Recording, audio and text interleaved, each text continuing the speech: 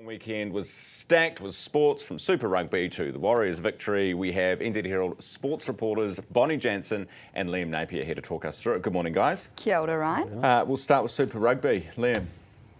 Yeah, big weekend, Ryan. Business end of the season's here. It's a new format this year, the top six. So we have the Crusaders hosting the Reds.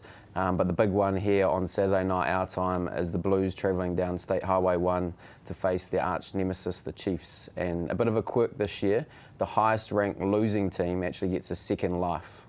Highest ranked losing team gets a second life. Okay, why are we doing that? Do we like losers? Well, apparently. That's it. Super Rugby doesn't like to do things the easy way. So there's only 11 teams, and it's just a quirk this year. So if the Chiefs lose this weekend, they get a second life. So maybe that gives the Blues a bit of a psychological edge. Who do you think is going to win?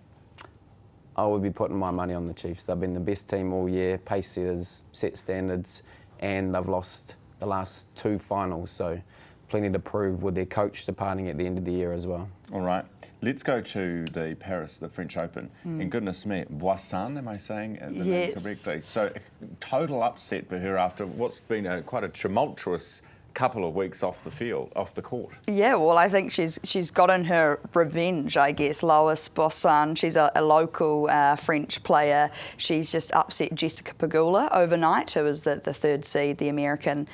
She won in 3 sets.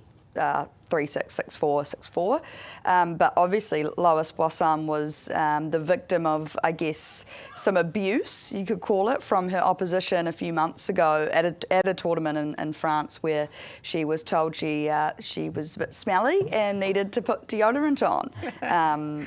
Yeah, so I guess a great comeback from it. How do you, this is what I don't understand, because tennis courts aren't small, and it's not like they ever really get close and intimate with one another, do they? How on earth would you smell, unless there was a particularly stiff breeze? Yeah, well, it's probably more the change of ends when you're crossing down, you know, and athletes naturally produce a bit of BO. It's what they do. I think, you know, some probably more smelly than others, but this player that she played at the time, a British player, Harriet Dart, she was down 6-love. She had lost the first set 6-love, so you wonder if there was just a bit of anger, you know, sore loser. Yeah, sore loser. I'll say she smells. We'll get a headline. Things will all get better. Liam, what about Liam Lawson? So missed points over the weekend. What happened here? Yeah, another frustrating result for Liam Lawson. He was right in the mix down the finish, but the decision not to pit proving costly. The safety car came out a wee bit unfortunate, but Liam Lawson rocked earlier this year with the demotion in his seat, starting to rebuild some confidence slowly. Still got 15 races to go.